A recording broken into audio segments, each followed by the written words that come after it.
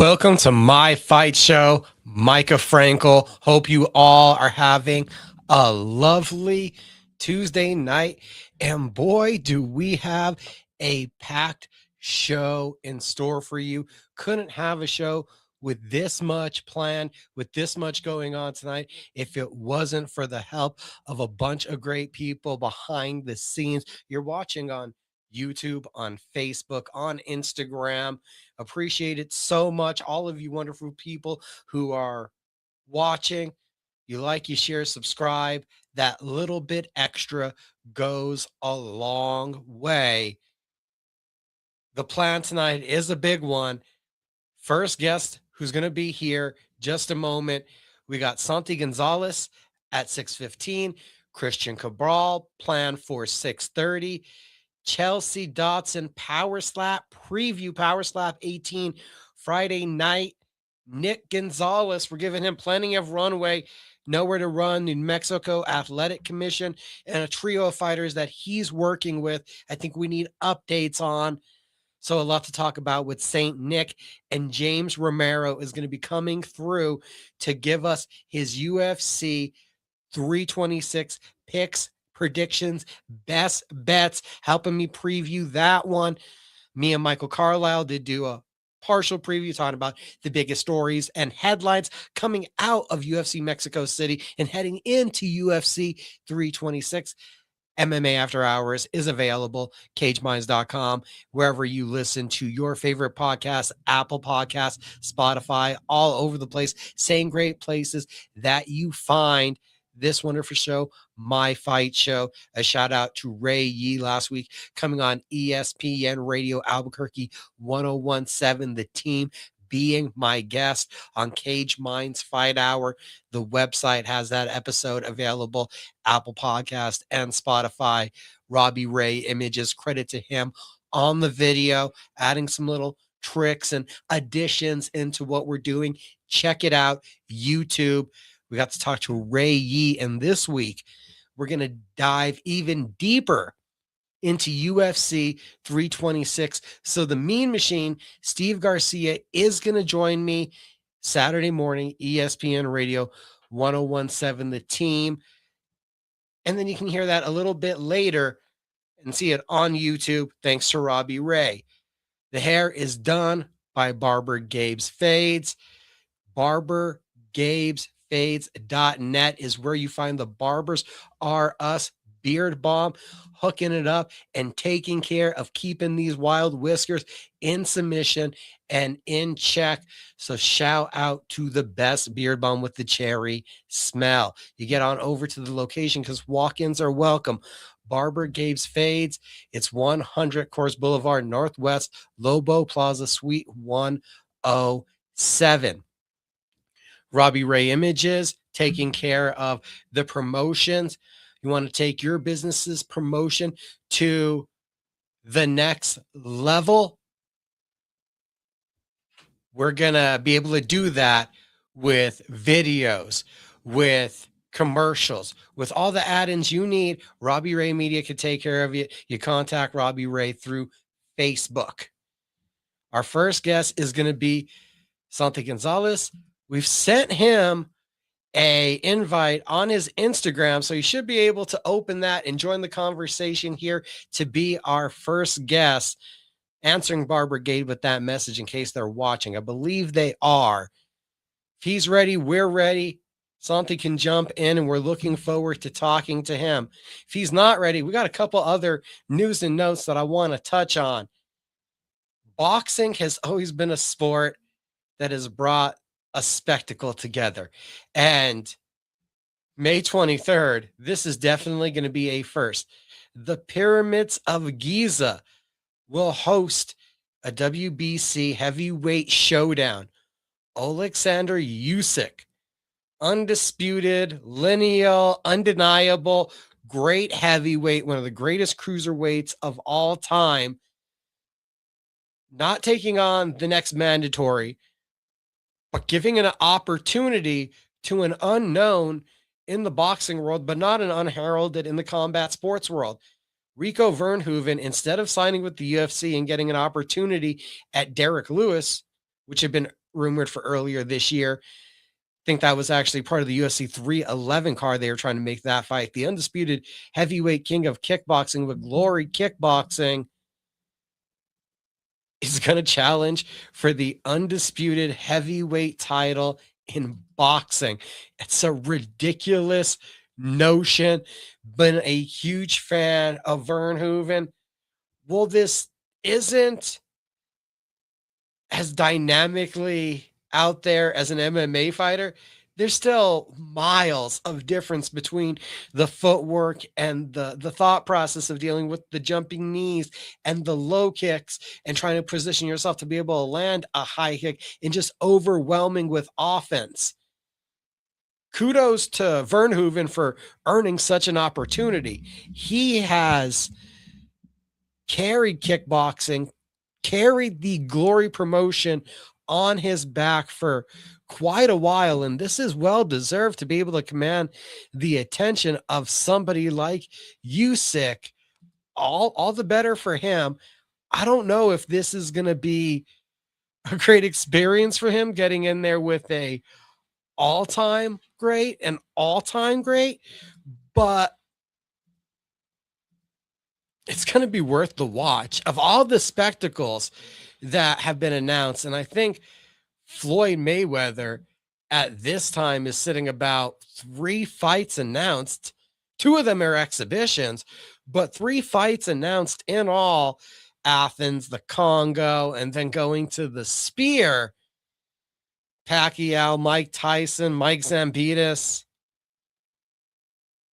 When you have Mike Tyson versus Jake Paul, Rico Verhoeven, a heavyweight champion in kickboxing for over a decade, fighting Alexander Usyk, it does not hit on the same way in the name recognition for the casual combat sports fan. But for a hardcore, this is an appetizing spectacle because it's a spectacular. It's not the everyday boxing match. It is a little bit on the fringe, but it's close enough away from the fringe to respect the skills, the resume, the longevity, and the domination of a sport that Rico Verhoeven has had.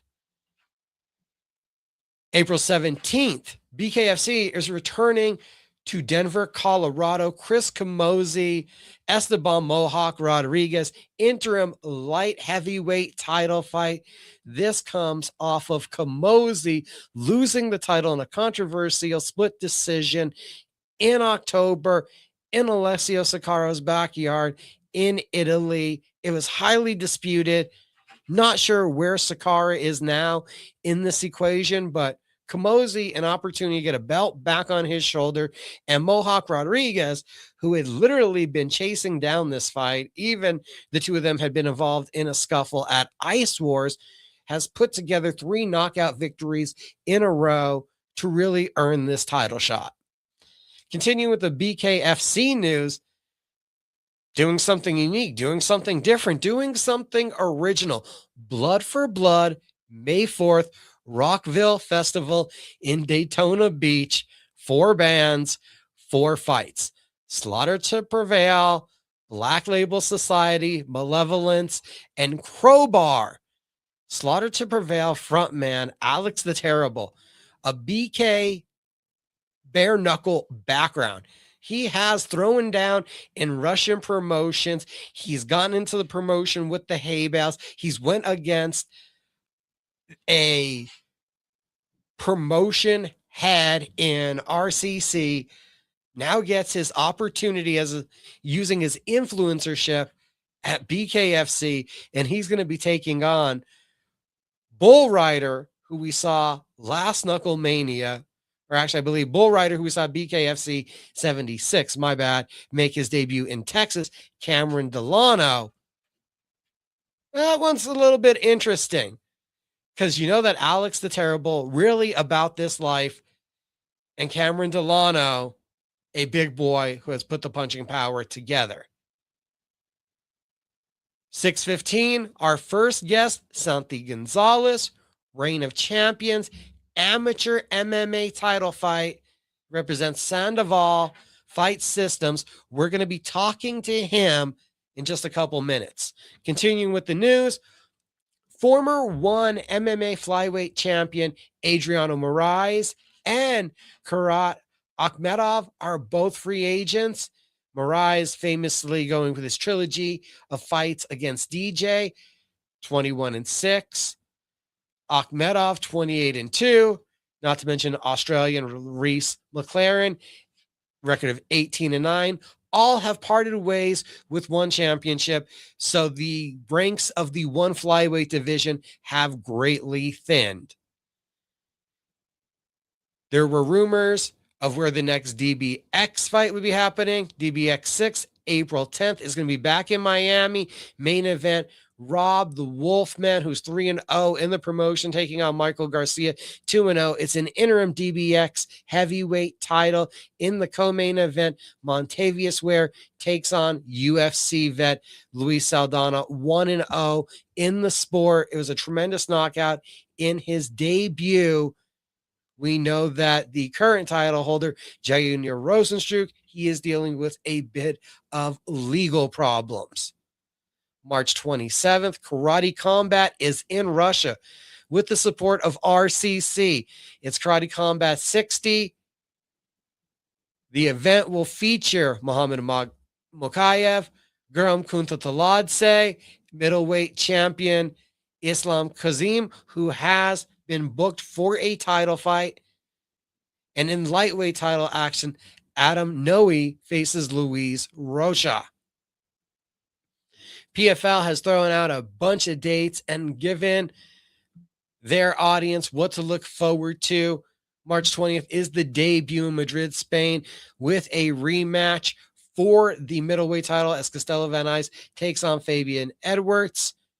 Middleweight top contender bout is just 8 days later in Pittsburgh with Johnny Eblen versus UFC vet, former tough winner, DBX vet, Brian Battle. Sergio Pettis, April 11th, is taking on standout wrestler Mitch McKee. Paul Hughes versus New Zealander JJ Wilson as the PFL heads to Belfast, Northern Ireland, April 16th. And May 2nd, we got Logan Storley versus Zindel in Sioux Falls. That one garnered a lot of attention. I put this list together before we learn about the Belgium debut that's also going to come in May. So the PFL, for the most part, when you're looking at what they're doing right, Chicago, Wintrust Arena, interesting to go to a underserved market like Pittsburgh, where we know they are sports crazy, going to Spain, going back to Ireland. It does stick out a bit going to Sioux Falls, South Dakota, but you got to do what you got to do, and we'll see how this continues to play out. You're going to Brussels before the UFC returns to Belgium, where I believe they were once.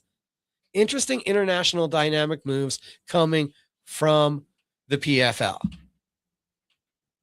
We are awaiting the arrival of the knockout artist of prime time, Santi Gonzalez. Never an athlete, jumped right into fighting, trains out of Sandoval Fight Systems under Freddie Sandoval. He's already won an amateur title under the CFC banner in El Paso. He looks to win his first amateur title in the state. We're going to have him on the show in just a moment. My Fight Show, brought to you by Barber Gabe's Fades. Barber R Us Beard Balm. You pick that up at barbergabesfades.net. The shine, the glow, the hold, the moisture. The Barbers R Us Beard Balm, cherry scented. Not just talking about it, actually displaying it. A lot of interesting headlines there in the fight world. I really still can't get over the fact that Oleksandr Usyk, Rico Verhoeven, that one really does feel off the board. Looking forward to, that will definitely be something. Verhoeven's been hurt before. Usyk rightfully so, a huge, huge favorite. He looks sweaty. He looks tired. If he gives me a thumbs up, I'll know he can hear me. I think we're almost ready to bring in our first guest of the night. Let's do it and see if he's ready. Santi Gonzalez, welcome to my fight show. How you doing? Doing good, man. How are you? I'm doing good. You can hear me. That's great. Awesome. What's going on? Sick. I can't hear you no more. All right, let's try this again. What's going on with camp? How are you doing? What's the night been like? Camp's been great, man. Just been working hard everywhere, just grinding in the gym, working my ass off. Working hard. And I've heard some of that hard work has come in the direction with now with a new embracing of wrestling. Yes, sir. You were not a fan of wrestling. Is that accurate to say? That is accurate, yeah. What was it about wrestling that deterred you from noticing its effectiveness? It's just the like lay and pray. I don't appreciate it as a fan. I don't appreciate it as a fighter. I I've learned like there's guys you get taken down and get the shit beat out of you. You still look like you were just in a war, and that's the goal. Anytime I go into the fight, that's the goal. I want to inflict damage and show them. Your goal is to inflict damage. So, how have you now embraced the wrestling so that you're able to do that? Because it feels like we've seen it in your setbacks. Guys have stopped you from getting to that point where you want to, which is in their face punching them. Yeah.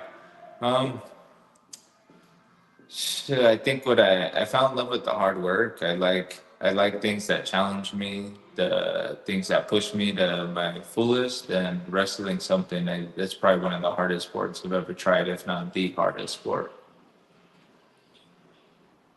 What was the moment where it really clicked to you that wrestling is going to be necessary? The Fight World fight with Isaac Sandoval. Do you feel like what was lost in that moment, or did you just feel like you were not able to perform? Was it frustration? Like, what was the emotional, the thought process? I think a lot of it is I questioned how hard I had worked. Hey, did I give everything I could leading up to the fight to be successful? And I believe I work harder than everyone, no matter what I do. But I think wrestling something I've underappreciated, and I've learned to appreciate it now. Is it refining it? Is it respecting it? Because with your style, I think there's almost a benefit to you don't want to get too offensive wrestling that you still to the benefit want a defensive wrestle mostly. Yeah, I think it's come more defensively naturally. Naturally, I want to stand there and be in your face. I just think learn sometimes to be defensive wrestling, you gotta offensively wrestle. So I've learned when and like what times I should incorporate that. A couple years ago, you just go into the gym and you say you want to start training. How do you look back on that decision? And is this what you expected to come after making that choice? Uh, I think ah, it's a good one. It's made me just a better person. I think I'm grateful for the growth it's given me, the opportunities it's given me. I've met some amazing people, and I think I've grown into a lot better of a man than the track I was headed on. So I wouldn't take it back for the world. Did you expect for it to be beneficial in those ways that it had been as a man, as a growth process? Because you go in there and I'm guessing there's a expectation, all right, I'm gonna see if I want to fight, but then you become this whole other person and you start to mature. I don't know if I expected it to be to this extent. I think I expected it to humble me a little bit and calm me down a little, but I didn't realize to the extent it was gonna go in my life. What how would you quantify the effect that it's had on you and how important it's become to you as a part of your life?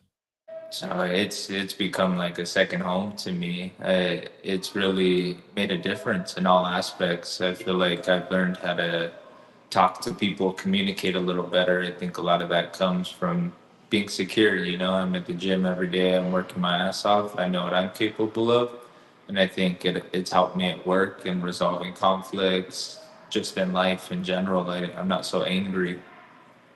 Is communication something that you felt was troubling you beforehand? Definitely. Where do you think that trouble was stemming from? I think it just stemmed from the home life I had as a kid and the instability I had. I had very few people I counted on as a kid, so I think a lot of it was just anger and the instability. Did you notice that you were transforming or that you were channeling this anger or that you were finding something that was missing? Like, did you notice this change as it was occurring? No, I think one day I don't remember who I was speaking to. I hadn't seen him in a while, and they just mentioned like I seemed like a whole different person, like something else. I grew up, you know, and I think it was just a shock then. Then I could sit back and I really looked at how much I have grown as a person. And how much do you attribute that to also the people that you now surround yourself with? I feel like that's 80% of it. You know, the people I have around me right now are great and they support me in all aspects of life. And when I am struggling or I'm having a hard time, they definitely can ground me and bring me back to it. So, who would you feel have been some of those important influences to get you going in the right direction? It doesn't even have to be the coaches. It can be. I'm not trying to deflect from them, but who do you feel are some of the people that you need to give credit to for the guy that we see in front of us now? My girlfriend, first and foremost, she's actually the first one to kind of push me into the gym and find my way. We talked a lot about it, and I attribute the most to her. She's helped me grow as a man and as a person, and truthfully, everyone at the gym helps me grow. I feel like daily I learn something from everybody. And as a martial artist, as an athlete, I've seen you there since almost the beginning where we've almost used it to death. You walked in off the streets basically without any fighting background, without much of an athletic background. Do you start yet at this point to feel like an athlete, to feel like a martial artist?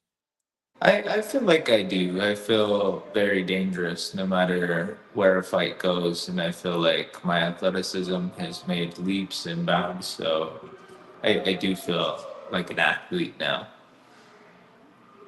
Amateur titles. You have an amateur title fight next weekend, Las Cruces. El Paso, you've already raised a belt before. What did that mean to you getting to that pinnacle? It means a ton. I think it just means like it helps me solidify the potential I have in the fight game. Um, I am far from where I want to be, but at the same time, I know I'm taking those right steps. I'm getting these opportunities because the potential I have.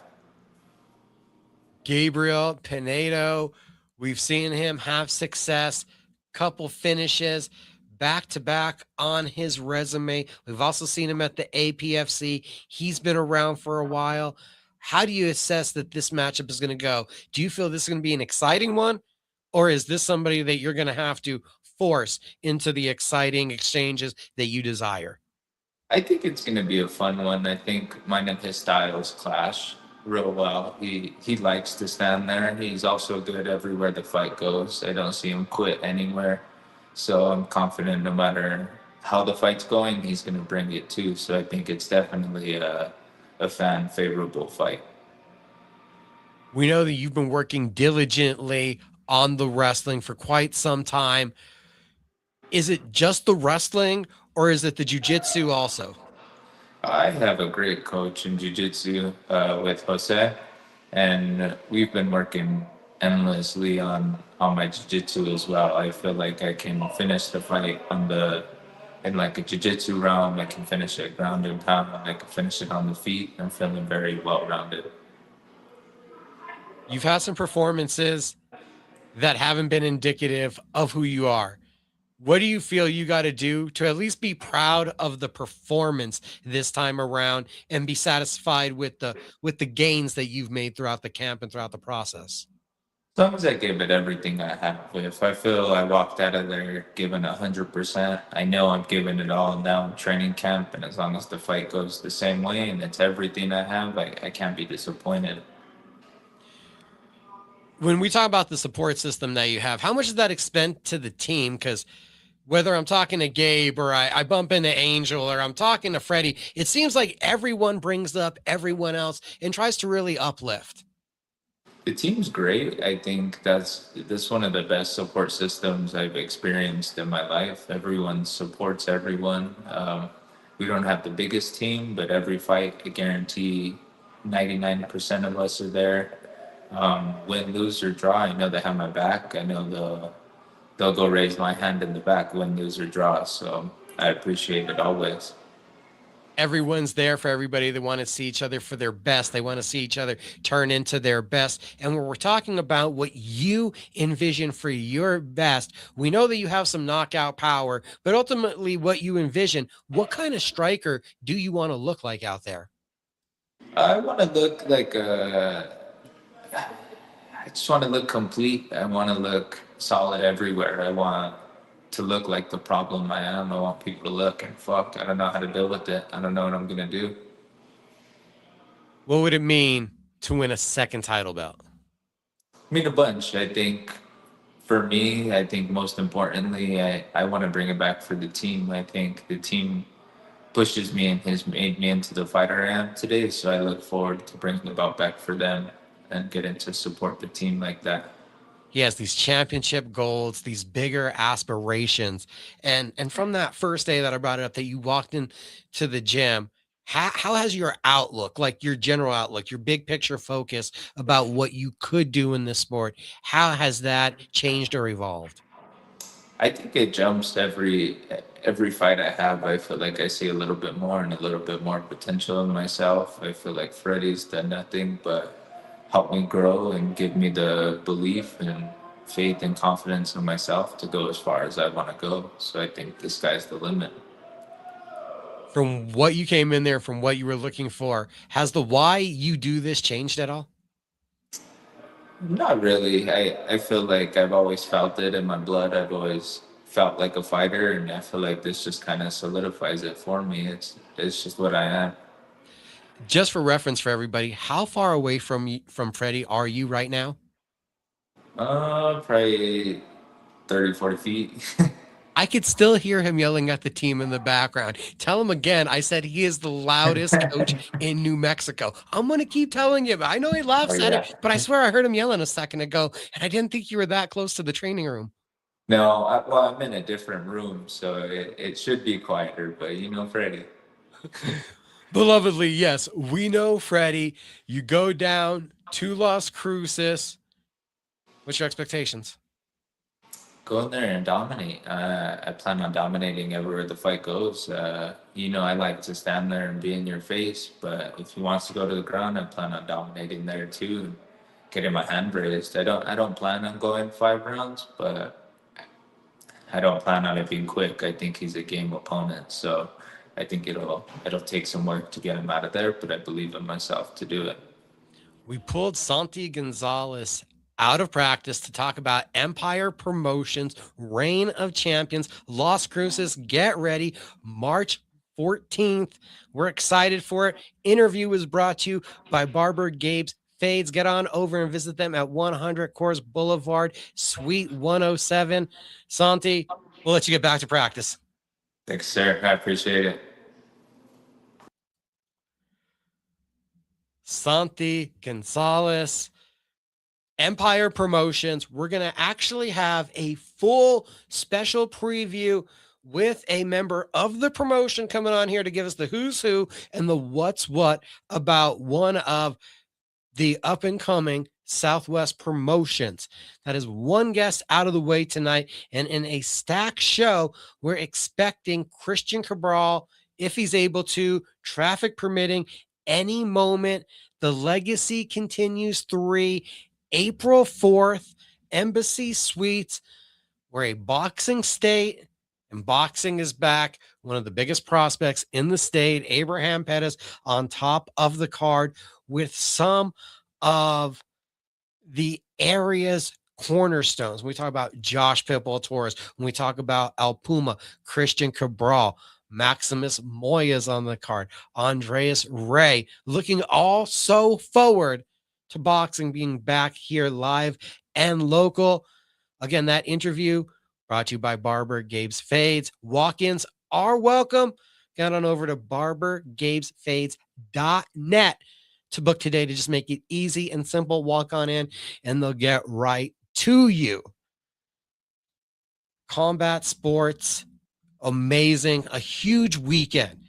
Las Vegas, the UFC taking over, where you have Friday night with Power Slap. Yes, Chelsea Dodson here a little bit later on in this first hour is going to join us to help us preview that card. We know now who has won the coin tosses. We know who is slapping first. I'm going to ask her how crucial that is. We're also going to get into some Duke City Championship wrestling chatter. Get it, got it, bueno. Your tickets available at holdmyticket.com for the March 28th event at the El Rey Theater. Get to see the present stars of NWA coming down to challenge the best and future stars of the NWA right here at NWA New Mexico Duke City Championship Wrestling. So Chelsea's going to be here in a little bit. Nick Gonzales, we know he's going to have a lot to say about what is going on with our local combat sports ecosystem and kind of the dismantling of the amateur kickboxing system, something that Nowhere to Run has been trying to prevail over and trying to help get more exposure to, get these athletes active for several years. And that is proving to be such a challenge. And if you'll indulge me, guys, if you're local, this part of the show is for you. You remember back when we had Montevias, when we had Rosales, when we had the Judgment Kickboxing Series, when Fit NHB had Battlegrounds, thriving ecosystem. Look at that time. I mean, the time where the Rosama brothers, where Ozzy Chavez, Amanda Lovato, Jerome Rivera, where these guys all got their experience. We started to see Sergio and Hondo, the Gutierrez brothers, and the potential that they now have. Getting that amateur experience is crucial. Look at USA Boxing. Look at the experience that a Crawford, that a Stevenson, that some of these guys that we already know, the experience that a Uruba Maru Jr., that a Abraham Pettis, that a Diamond Boy Matthew Griego has, and how that benefits you moving forward. So Nick Gonzales is going to have a lot to say when he joins us here in a little bit. Look at my notes. I realized when we were talking about BKFC, I did forget to mention one. BKFC going to be back in Florida. Yeah, we know that because Kai Stewart defending his featherweight title. Perdomo, the uncrowned champion, the number one contender, he's on that card. Local favorites, we do get Donald Sanchez in what apparently will be his retirement fight, moving back up to light heavyweight to take on the first man that he fought in BKFC, South Africa's Jeremy Smith. And you also get a mega opportunity for Berlin's Derek Perez as he will take on cornerstone and ranked featherweight contender, former title challenger Brian Duran, right in Duran's area. That one, we're going to need extra security out the face-off. I'm telling you right now, that one will not be hospitable. That one is going to be, electric.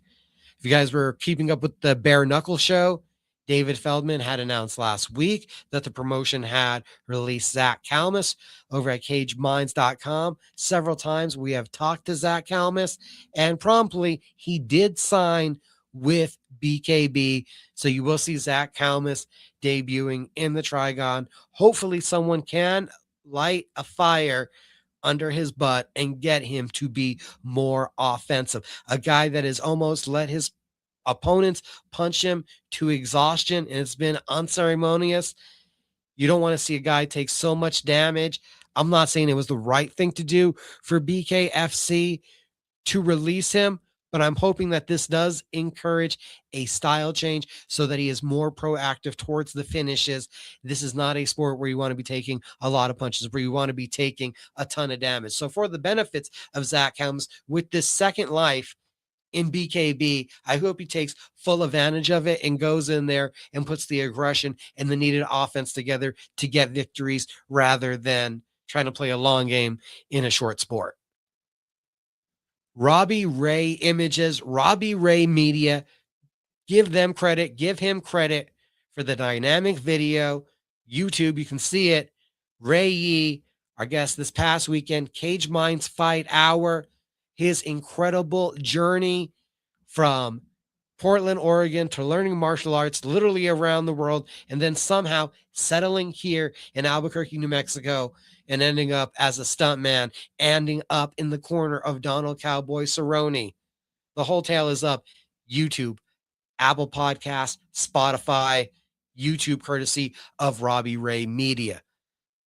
I got to take a drink, throw it up for Dubby, keep it energized, keeping me going.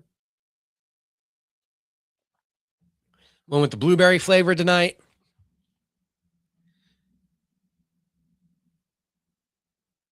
Floyd Mayweather went through this one already. Again, we'll bring it back up if you guys didn't see it. For a retired fighter, quite active, planning to be active once again, has announced 3 fights, 3 different fights. Yeah. We're going to see Floyd Mayweather possibly in the Congo against Mike Tyson. Then fly over to Athens to take on legendary kickboxer Mike Zambitis before hitting the spear, thanks to Ring, Turkey Alakesh, and returning to a professional bout to take on Manny Pacquiao in a rematch. What a time in boxing. Big weekend for Zuffa, for TKO Sports. You have Power Slap, Chelsea Dodson coming on to help us preview Power Slap 18 here shortly. That's Friday. Saturday during the day, we got some BKFC. Maybe we should talk about that now. We'll give that just a second before we get to the BKFC conversation. UFC, we're going to have a whole preview coming up. James Romero, 7:30. Max Holloway, Charles Oliveira rematch. BMF title. 2 absolute legends. 2 absolute all-action fighters. 2 beloved fan favorites. 2 guys that longevity with the promotion is to be admired. 2 guys that put it all on the line. 2 guys that have taken narratives and been able to flip them and turn them and redirect them, repurpose themselves. And they're truly BMFs for the way they've approached this sport, for the way they've approached adversity, obstacles, true champions. Both of them Hall of Famers, in my opinion, with what they've done. Holloway, most strikes landed this point in UFC history. Ridiculous number. Over 4,000. And Charles Oliveira, most submissions attempted, most submission wins in UFC history. All-timer coming up this weekend.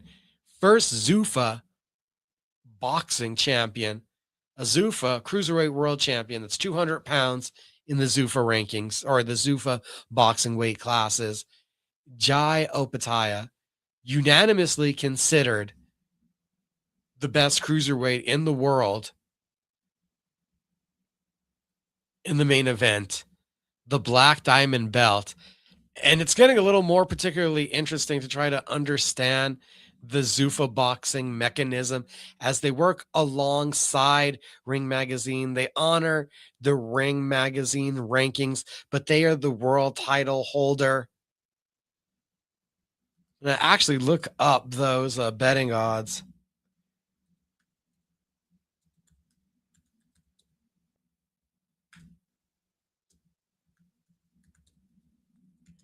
For this weekend.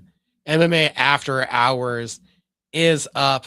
Michael Carlisle gonna be on the scene, getting everything covered. Hopefully we'll have some photos up across social media. Zuffa Boxing for Opataya minus 1800 to the 23 or to the 21 and 3. Brandon Galton, bulletproof, a big puncher, but not at this level. The initial voyage plan, when they said what the mission statement was, clarity to the rankings and the divisions, not to mention the best fighting the best. That's what Zuffa Boxing was talking about when they were going to launch, why they were needed for the boxing ecosystem. Minus 1800 in the first world title fight. Yeah. Yeah. Jai Opataya at 29 and 0, the 30-year-old from Sydney, from, I believe, fighting out of Sydney and possibly born in New Zealand. A ridiculous string of 4 knockouts in a row. Definitely someone to keep an eye on. A devastating force to behold for boxing fans. I just kind of question if this is what we were served to believe we were going to be getting. We shall see. Can't judge it till after it happens. But obviously, I'd say where we know where the money's going. But at minus 1800, I don't know who wants to put down that much money with those kind of odds. Awaiting Cristian Cabral, El Puma scheduled to be on. He said he was on the way home, looking to see if he can jump on here at 6:30. A part of the Legacy Continues 3. And that's Saturday, April 4th. Legacy Boxing Promotions here in Albuquerque, New Mexico. Abraham Perez, IBF Intercontinental Flyweight title is vacant. He takes on Enos Domingo, 26 fight vet. Perez, the 13 and 0 technician, who we all know it, robbed out of his opportunity of the Olympics, has recovered from his near drowning, near fatal, his brush with death, and is once again looking like the Abraham Perez that we know. Domingo, a world traveled veteran competitor, another stiff task in the maturation. Cristian Cabral, Eduardo Monreal, Josh Pitbull Torres, Antonio Ellerson, Angelo Valencia versus Andreas Ray, Cody Chavez, Isaiah Aguilar. Probably going to be a blood and guts war when Bryant McLean faces Elijah Martinez. Max Moya is taking on Herman Ponce. And Marcelina Delgado versus Isaac Gemez. That is what BoxRec is listing for the card right now, hoping that we're going to have Cristian Cabral join us. But about at this point, might be more likely that Chelsea Dodson will be jumping in sooner than later. First off, for us to do our Power Slap preview. You know what? Definitely right about that one. Chelsea Dodson right on time, ready to do the Power Slap preview. Unfortunately, this week, Cristian Cabral not able to join us. Hopefully, we'll be able to get with him and have something for you guys next week. Power Slap 18, La Fontainebleau. And don't forget, Duke City Championship Wrestling. Get it, got it, bueno. March 28th, holdmyticket.com for the tickets. Join us live at the El Rey Theater so you know what we're going to be talking about with Mini Mayhem. Hi. How you doing? I'm good. How are you? I'm doing good. I'm doing good. Where are we right now? I'm at home. I'm like, this is your workout space. There seems to be a gym everywhere you go. I'm supposed to do cardio when I wake up, but I don't do that. So We know you're a workhorse though all the time. I know. So it's fine. It's fine. Real quick, I haven't asked you about this before, but when did the baking come up? Where do you become this awesome baker? So what happened was during COVID, when everybody was doing drive-by birthday parties, our daughter turned 1, and that's a big celebration. And we couldn't have a birthday party, so I kept asking people, "Hey, can you bake cookies so we can just hand them out?" And they were like, "No, it's COVID. Like you're dumb." And John's like, "Just teach yourself how to do it." And here I am. 6 years later, I bake cookies still. All right, hidden talent. I know. I didn't even know I was good at it till later on, honestly. I used to teach paint parties. A lot of people don't know that, but that's what I used to do. So I'm an artistic soul. I was going to ask you how you got the intricate designs and decorations. I mean, it's really high level stuff. Yeah, I used to paint. So I can't draw for crap, but I can paint a good painting here and there. So is power slap a work hazard then if you damage the money makers? My gosh, yes. So like obviously I slap right-handed, but I also pipe right-handed. So anytime like after a fight, I allow like 2 weeks where I don't take any orders just because I need my hand to heal. It's always bruised after every power slap event. It's always bruised, or I mess up my wrist, something. There Have you hasn't been become a time. ambidextrous with the piping bag? No, not at all. I mean, John learned how to do it, so I have him as a backup, but he's not as good as me artistic wise to pipe as good as I can. So All right, so Chelsea's already said it. Her skills are at a 10. Where do we rank John's skills? like a 7. All right, so he's a solid helper, but if it's an expensive order, you should probably do it. Yeah, no, he won't touch it. He already knows. There's like a certain way, like baby shower cookies or like wedding cookies. I don't let him hype them just because that's very special for that person. And if it's like a birthday party and the people don't care, then that's different. But if it's like for a wedding or something special, like they're ordering from me for their special day and I don't want to ruin it with like a messed up cookie. So that's my art going out in the world and they hire me for a very important thing. So The most dangerous cookie decorators in Albuquerque or I quite know, ain't possibly that ever. crazy? We both do that. We both fight and then we both do that is wild. And we both talk smack, so you hear it firsthand. And we also now got you following in his footsteps into the fight game, into the pro wrestling world. This was all on a whim. And now you are a fixture alongside Matthew Robles at Duke City Championship Wrestling. Period. I have much more to say about that. We have stuff coming up, so got to stay ready. Did you expect showing up probably one time with very vague notice of what was going to happen, that it would turn into a monthly endeavor into this whole new world? I honestly wasn't expecting anything because I reached out to one of my friends about practicing, and then he's like, "Hey, come to the show." And then like since then they've just had me every show and I love being a part of it. I'm such a heel and I get to be like a bad bee out there and pretty much myself. So I don't have to pretend to be somebody out there. And I don't know, it's fun and I love doing it. And it gives you a reason to dress up and just go out there and be somebody else. Like I'm me, but I got to be somebody else and play a little persona. No. We've seen you before the power slap matches. That's all you. Let's be real. That's all. That's you why right I tell them. I tell people in interviews and stuff. They're like, "Oh, where did Mini Mayhem come from?" And I'm like, I think everybody has like an alter ego, and that's like your true self that gets to come out because we always shelter our inner selves all the time. But when you're on stage, it's just you versus the other person standing in front of you, and you can literally be yourself.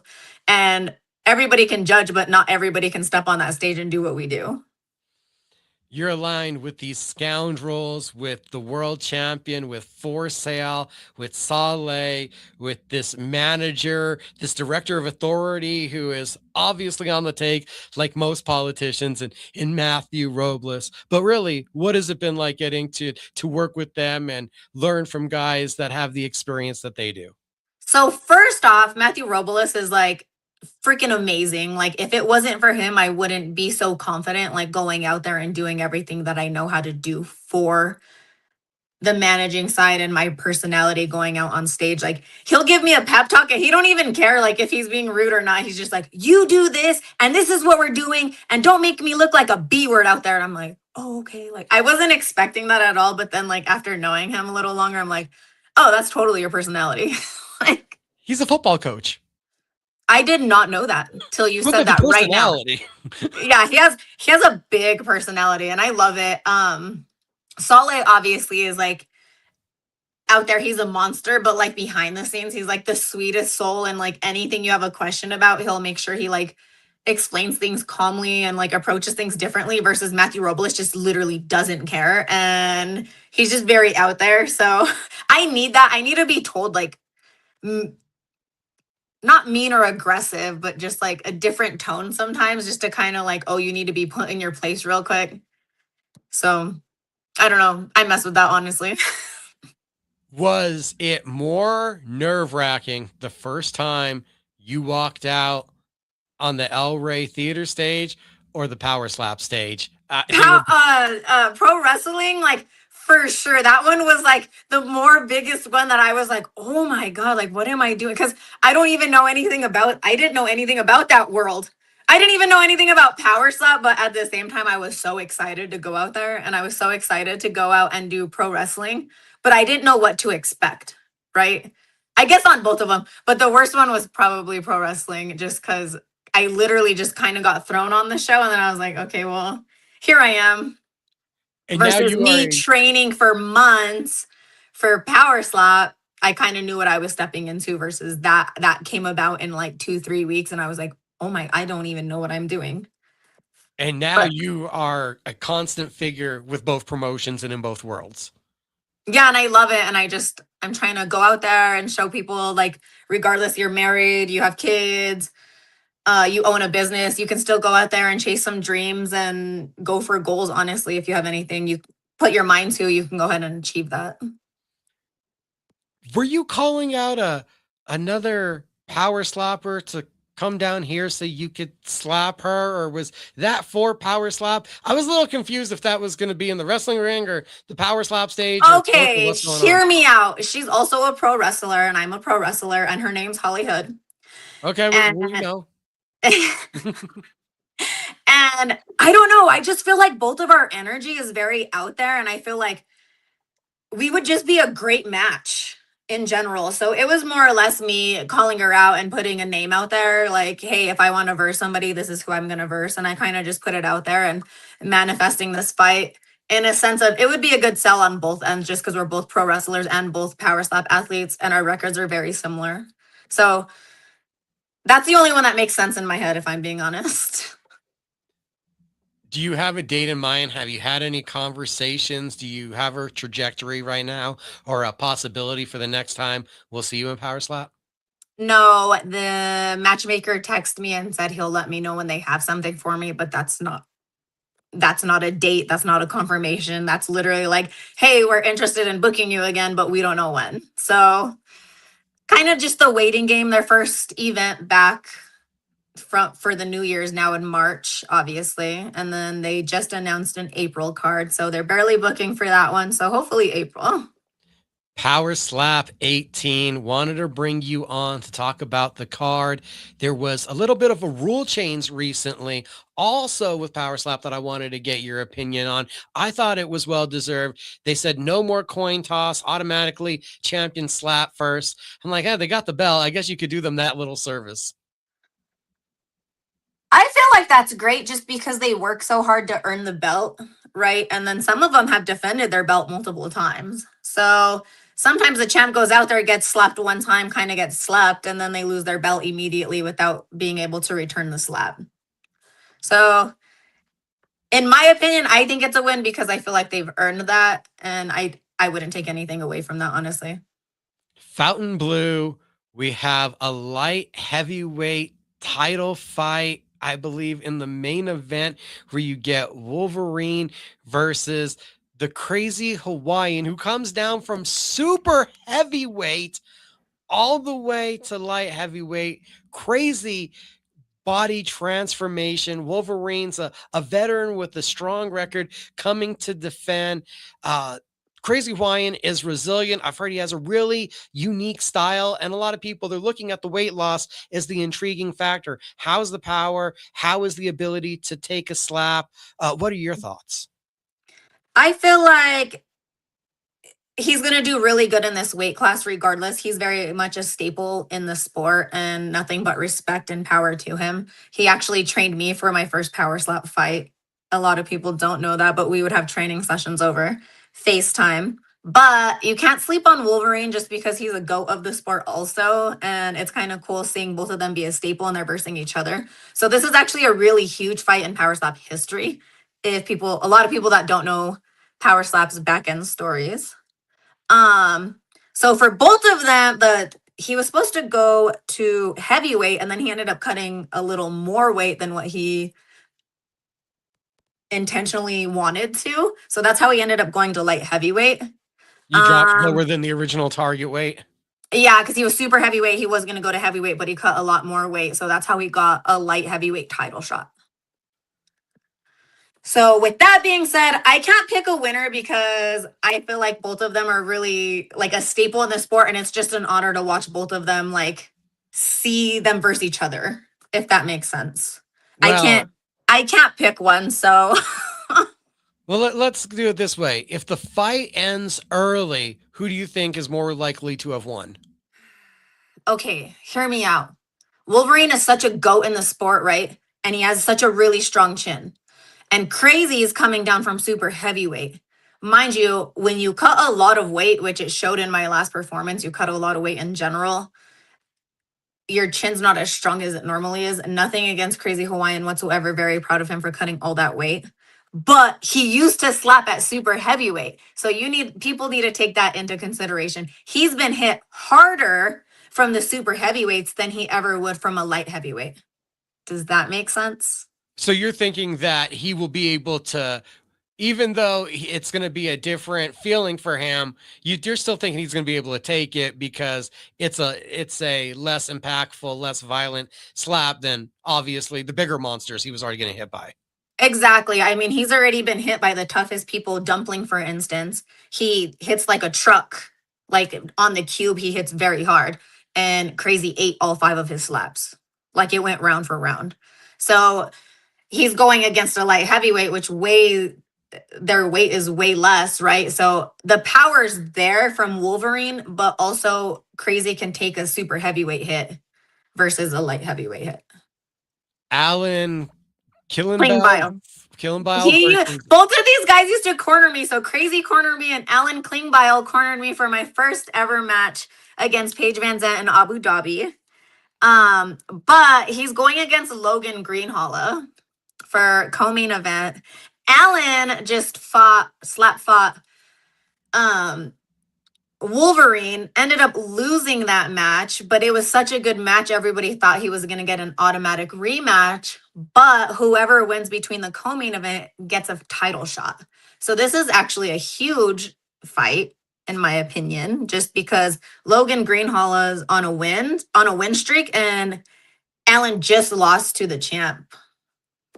So we get the title fight, and then we get right away already when they walk off, they're going to know who's awaiting them because in the co-main event, it's the automatic number 1 contenders fight. Yes. So a lot of implications here for the light heavyweight division. Yes.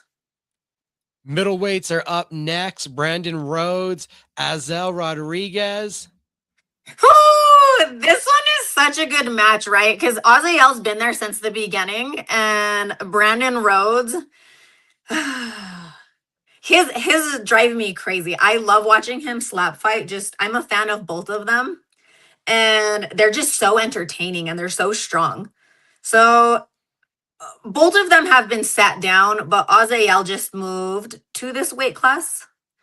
So that's going to be an interesting match. I don't really know where to stand, and I'm not picking a winner for that one either. Is he coming up in weight or down in weight? Down. Oh, all right. Coming down from 205 to 185. We'll see how that affects him. We get Wes Mena versus. Zakir. Thank you. You want to give me the last name too? Nai Men Bayoff? I don't know how to say his last name. I just know everybody just calls him Zakir. He just does the craziest crap on the internet.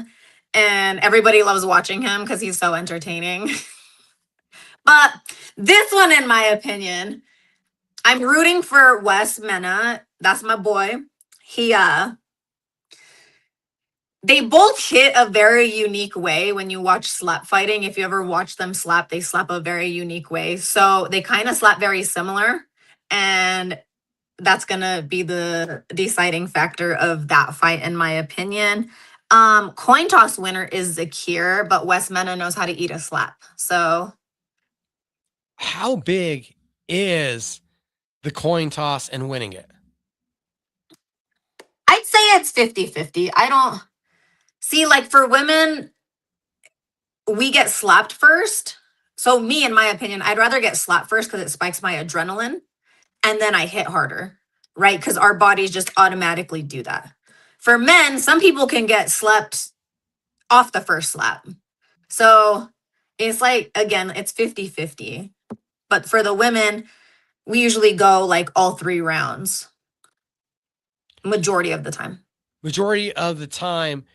Do you feel like extra conditioning is needed then for the hands for that, just because you end up going and having to do the 3 slaps, the 5 slaps more often?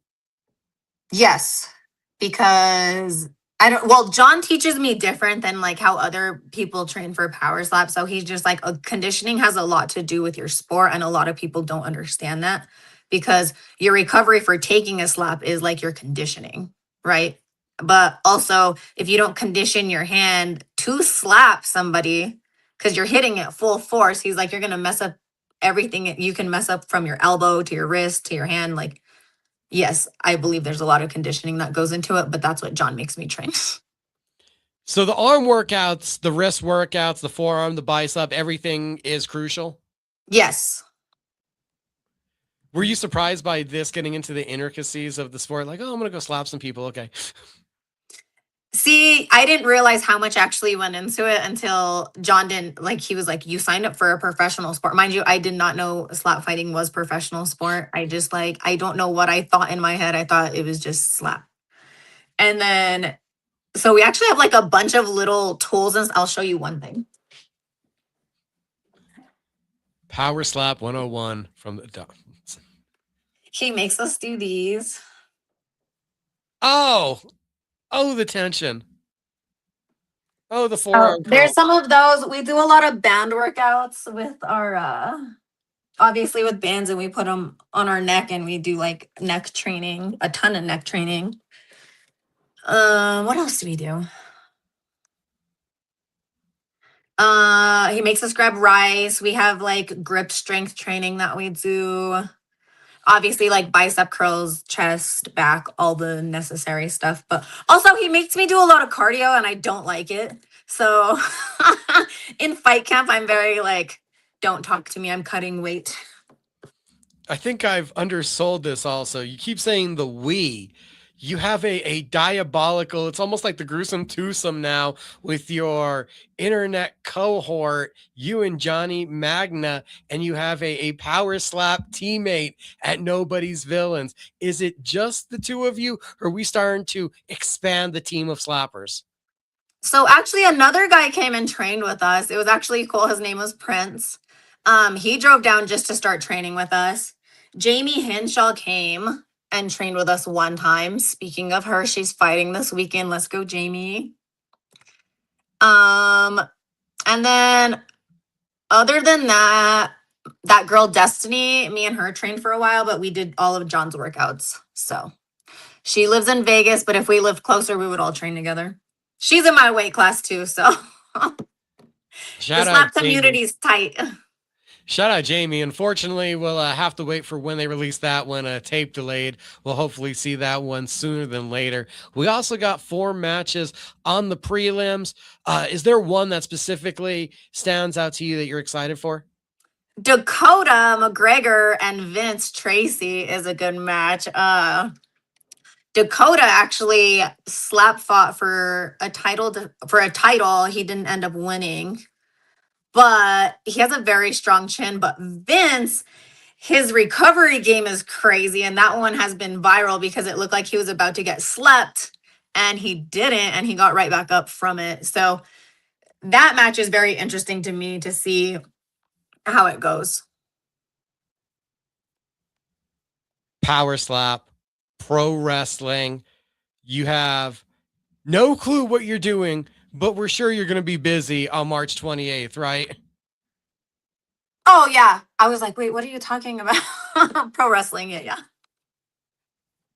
Get it, got it, bueno. Duke City Championship Wrestling, El Rey Theater. Are we going to cross over to actually getting in the ring and wrestling? Are you going to, have you taken the training to that far to doing the bumps yet? You'll see soon. Oh, okay, there's a surprise. I probably shouldn't ruin this. It may happen, it may not. I think we're still trying to convince John. Do we drag him somehow in here to even be mean? And we get you guys in a mixed tag like CM Punk, AJ Lee, the couples as tag teams. It's all the rage right now. I feel like the Dodsons in pro wrestling would be like undefeated in general, just because. See, but John's a babyface and I'm a heel, so we would have to figure that out.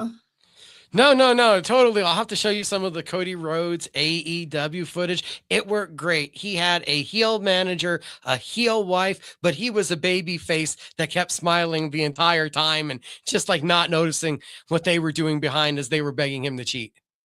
I need to go watch that just because I feel like we would be unstoppable in general, but our personalities are, he's very babyface and I'm very heel, so yin and yang. Has this been as much fun as you expected? All of a sudden, you're just like, hey, I'm going to sign up for a website and I'm going to try to go get slapped and we'll see if they answer it. Hey, I'm going to answer a phone call and go downtown. Like, is this all the fun that it looks like it's honestly fun? It is so fun and so unexpected. And people like, oh, you're living the dream. And I agree with them. I'm like, I really am. And it's not like picking or at anybody or anything, but honestly, I signed myself up for it because I just believed in myself. And here I am doing all these cool things because I just said yes. And I just wanted to do them. And here we are. And that's really who I am. And I'm glad I took those steps forward because I was just staying at home, not doing anything. And now I'm doing a lot with my life. And it's just awesome to see and awesome to feel. And I feel like it's full circle because I can go take John to go do things and travel with him with my fighting now because he used to do that all for me. So it's a very cool full circle moment. That is so awesome. It's so cool. We're seeing everything progress. Hopefully we'll see you power slapping again. We'll definitely see you soon. Mini Mayhem.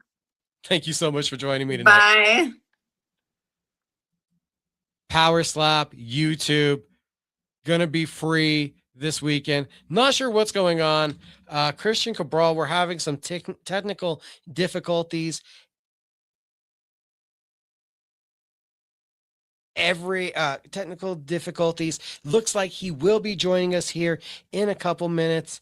Not sure where Nick Gonzalez is. He was supposed to be our 7 o'clock guest. Really do appreciate Chelsea Dodson with the power slap preview. Slap on some Barbers R Us beard balm to keep yourself smooth, shiny, your beard in place. And that was our Power Slap 18 preview, mixed in with a little bit of talk about Duke City Championship Wrestlings. Cristian Cabral says he's logging in. Hopefully, we're going to get to talk to the New Mexico pugilist in a moment. 7:30, and he's always on time. 20 minutes away is James Romero. So it's almost a race between Nick Gonzalez and Cristian Cabral to see if we can get either one of them in the chat. Huge weekend of combat sports. Let's not forget that BKFC is also in Newcastle Saturday morning. You can watch it. You subscribe to the BKFC app. The fight promises old school power versus a rising menace in the heavyweight ranks, as a BKFC UK heavyweight champion will be crowned as former heavyweight champion, world heavyweight champion Mick Terrell, returning to action with a wealth of experience, including wins over top tier competition under the BKFC banner, and a furious but uncomplicated striking style built for bare knuckle violence. In his recent outing, we saw him unfortunately succumb to the massive power of Ben Rothwell. He had to search for himself. He's now wanting to reestablish himself as the king of the UK heavyweights. Well, the Ghost McFarlane on the other side brings along a professional boxing pedigree that includes 24 fights with 16 victories. A thunderous debut performance has earned him this opportunity. Taking off the gloves, going to the bare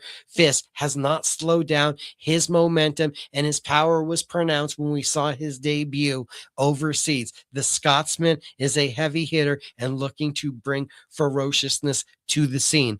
The BKFC UK featherweight title on the line in the co-main event in a compelling opposite of styles, a dynamic rivalry as Gary Fox, a gritty forward pressure featherweight, battles James Lilly, a seasoned contender with world title level experience. Fox earned his title shot with tough competitive outings stateside and will be eager to regain the title that he let go of to take the big opportunity coming over to America. Lilly previously did challenge for the world title also, has been extremely close, has great technique, experience. This is a barn burner matchup waiting to explode. Intriguing prospect on the card. We're circling Lewis Keane among the undercard fighters. The lightweight is 4-1 in bare knuckle, taking on John Telfer. The standout is a riser with a strong early run, a proven finishing ability, a keen presence. He represents the new wave of UK fighters to the BKFC talent pool. Young, exciting, and hungry to make noise. While not fighting for a title this weekend, there's a lot of momentum that he could be just a short step away. Grazim Salim, former WWE star Razak, from the authors of Pain, been doing judo since the age of 4, kickboxing since the age of 12, credited with winning an 8-man kickboxing tournament in Germany, 6 fights, including competing in Bama and Bellator, will be making his BKFC debut. Just gave you 4 great reasons if you got the BKFC app, if you still have your free trial because you've never checked it out. This Saturday morning, check out some fights and get ready for the violence and the excitement that will be UFC 326. We're awaiting Cristian Cabral. Not sure what's happening with the holdup. I'm waiting on Nick Gonzalez, who did confirm earlier. This is the chaos. This is the beauty of being live.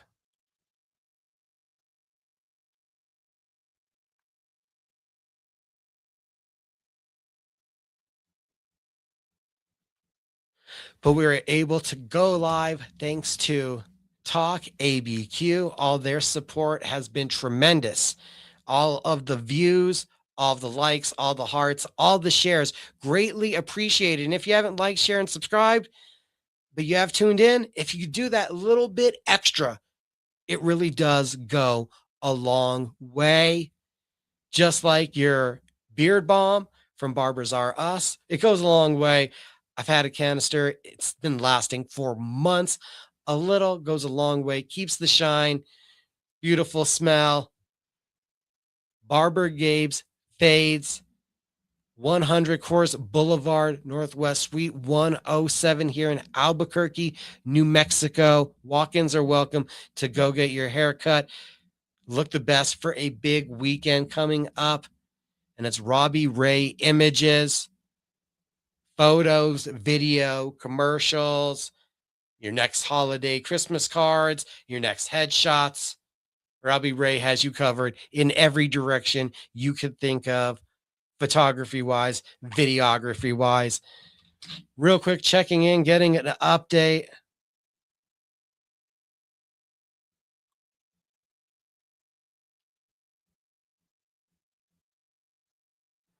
We're unfortunately having an issue.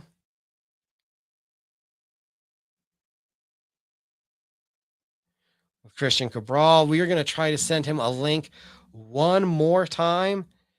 Give me 1 minute, guys. We're going to hit a quick break. Still trying to get Cristian Cabral in. Hopefully, we'll be joined by Nick Gonzalez. If not, I'll tell you, James Romero will be here at the bottom of the hour. Going to put 60 seconds on the clock, but I don't think we're going to need it. This is My Fight Show. Thank you for watching. Give us a break.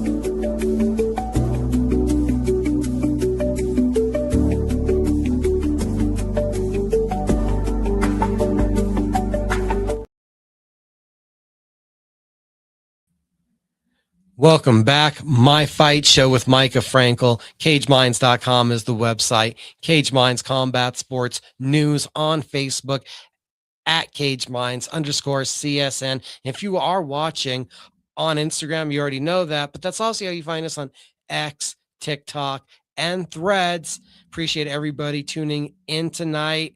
We are awaiting James Romero. We are efforting Cristian Cabral. He's having an issue with the link for us to get him into the conversation. And I hope everything's all right with Nick Gonzalez, who did confirm earlier, but hasn't responded since then. The beauty of going live, flying by the seat of your pants.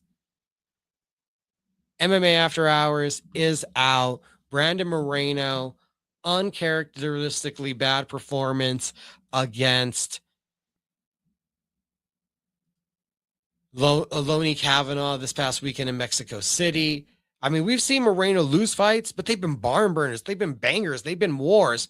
And I wonder if it's caught up with him, literally unable to physically catch up with Kavanaugh. Kavanaugh looked lightning fast. His blitzes were on point. A really solid performance in all from the Englishman. Startlingly good for a guy that had cardio issues, had less experience. And we're talking about a Brandon Moreno that's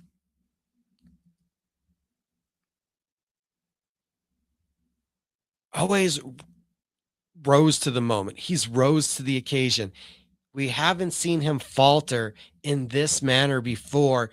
And it was really stunning to see how he was unable to close the distance and how it didn't seem like, for the first time in several fights, it felt like we had hit a point with Moreno where I'm not saying he was Volkanovski level, but that there was that extra step of thought process towards your attack, towards your game planning. And a lot of that didn't feel evident. He's a UFC analyst. He's had the opportunity to call some of Kavanaugh's fights on the Mexican Spanish broadcast. And I was startled that it didn't look like he was familiar with what was in front of him. A huge win for Kavanaugh, who jumps up to number 6 in the world and salvages what seemed to be a crushing defeat to Charles Johnson. And I don't know who has better victories all of a sudden, but isn't really a threat at the top of the division than Charles Johnson, claiming knockout victories over Loney Kavanaugh. And don't forget, the last man to beat Joshua Van. Totally interesting set of circumstances going on in the flyweight division. I don't think we're going to be able to get on Cristian Cabral tonight. I'm not sure what's happening with our connection. We are attempting it, and I can see him trying, but unfortunately, we're not going to be able to get that one going.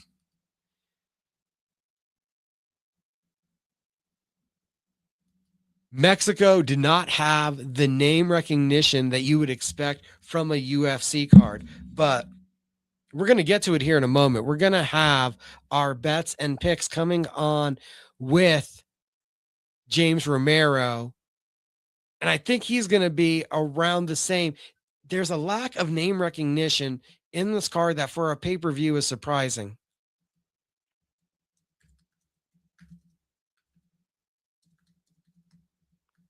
Sorry, everybody, still trying to converse with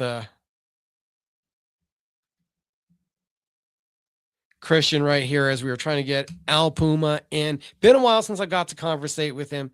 He was gone from the sport for what was the better part of 2 years, I want to say.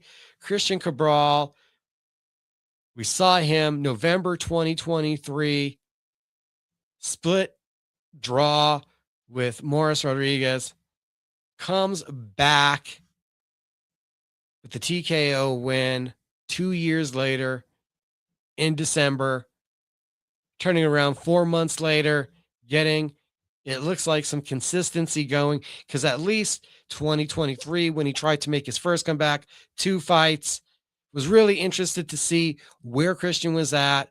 Unfortunately, we're not going to be able to make this happen.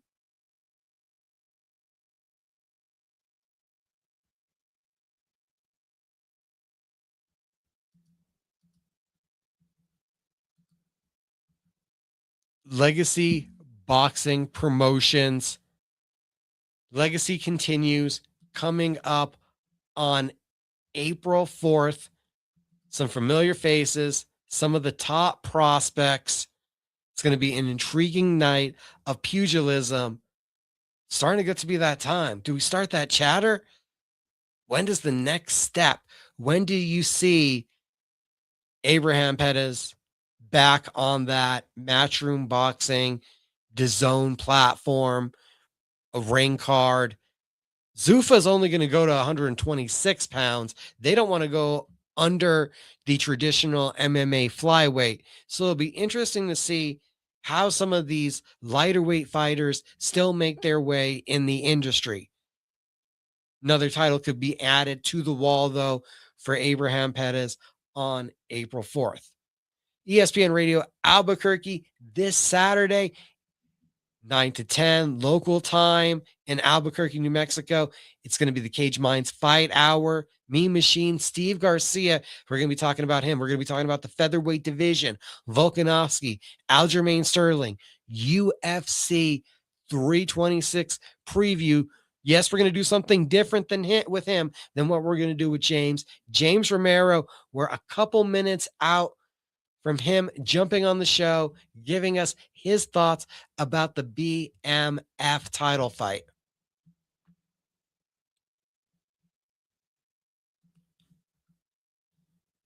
Barber Gabe's Fades. It's barbergabesfades.net. That's where you find your Barbers R Us Beard Balm. Walk-ins are welcome at 100 Coors Northwest, Suite 107, but I book online so you can just skip the line, skip the hassle, and get taken care of right away. Tomorrow, Pro Wrestling After Hours will be out. Elimination Chamber in the books. Randy Orton looks like he's about to face Drew McIntyre. CM Punk, Roman Reigns saying some heinous stuff to each other. Rhea Ripley up next for Jade Cargill. Michael Carlisle and myself talk all about it. Pro Wrestling After Hours tomorrow, not to mention AEW is on the road to Revolution. Hangman Page gets Texas Death against MJF. Big weekend of combat sports. Zuffa crowning their first champion. Jai Opataya, a absolutely massive favorite to do so. Power Slap, light heavyweight champion, going to be crowned. UFC with a BMF title fight. Championships going all around. As I mentioned already, BKFC with a cruiserweight championship bout going on. Even early, getting set up. James Romero will be our last guest tonight coming in. We had a big show planned. Going live, trying to plan. Going to be making some phone calls later. Hope everybody is well. Staying energized here with our friends at Dubby. We're going to need to be energized for a big weekend of action. There's some pretty interesting betting lines on this one, so I'm really looking forward to seeing how many dogs James is interested in, because this looks like a card a lot more attractive than when we were talking about Australia. Not as many shots in the dark when we were looking at that card, but I think this one might have a couple more. It looks like James is cooking. If he's ready, let me know if you're ready. I think you can hear me. Pause. What's going on? What's going on? Yeah, I didn't know. Oh, I thought I was on already. I was like, yeah, I was cooking. I was just waiting to go on. Oh, yeah, no, I was watching you chop it up. I wasn't sure what you were doing. For a second, I thought you were trying to position everything, and then I noticed the knife. Yeah, no, I was cooking up some sweet potatoes real quick. Cooking up some sweet potatoes. Nice, nice. How you doing this evening? Doing good. Just got out of practice. Had a good wrestling sparring day. Do we got any news? Do we know anything? What's next for James? Nothing yet. We had something for CFFC against some Brazilian dude, and they said no. So we're looking. JJ will find me a fight soon. So I'm actually wrestling this weekend at Greater Southwest just to do some sort of competition. Are you having to cut weight for that? Not really. I'm gonna do 197 and there's a 3-pound allowance. And I'm gonna do 222. I think I'm gonna double bracket. But I walk around like 205, maybe 210, but I've been a little lighter this week. I'm like 205 right now. So I gotta get to 200. It's a 5-pound cut. That's not even a cut. When was the last time you wrestled? Last time I wrestled the tournament was US Open. I wrestled at heavyweight, and that's when I placed at heavyweight at the US Open. I was maybe 2019, 2018, 2019. Oh, so you excited? Something like you're getting back to like something you hadn't done in a while. Yeah. It was like people were talking about it. We should compete. I'm like, yeah, I'm down. I'm gonna do it. I don't have a fight coming up, and I just want to compete. So it'll be fun. I'm ready to put the shoes back on. What are you thinking about this weekend's fights? UFC is back in Vegas. It's UFC 326, and actually, I finally did write it down. Before we bring that up, I did write it down. You went 9-2 for UFC 324, according to what I listened to, and you went 10-3 at UFC 325. So we're looking at 19-5 so far for the year. Damn, that sounds pretty good.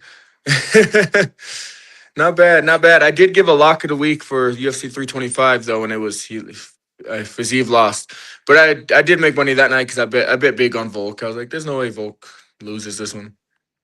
No, but I was in Florida sitting there watching that one and just thinking, I knew there was something about Rufy being able to pull it together. I didn't know how much changing teams would benefit him, and all of a sudden his boxing looked to be a whole lot crisper. He just hits hard too. I mean, Fiziev was doing well. I thought he won the first, and it was a competitive fight, but freaking Rufy just hits hard. He needed one. That's all he needed. What do you think about this weekend, just in general, looking at the card? In general, it's a lot of wide lines, but a lot of wide lines that I think might cover. There's a couple dogs I like too. Let me make this bigger. If I close this out, could you still see me or no? I'm not sure, and I'm not sure if you can see. I think I was able to open. Oh, sweet. There it is. So Yeah. I did open that. I think I'm able to show us the main card, and the title fight. So I'm not sure if you can see it from I could what I'm see it. showing. I could see it. Yeah, I zoomed in.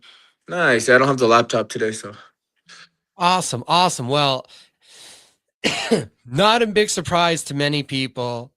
I think that actually the gap's closed a little bit, only minus 230 now in the main event. Go the opposite way this week. Max opposite way. Holloway, Charles Oliveira.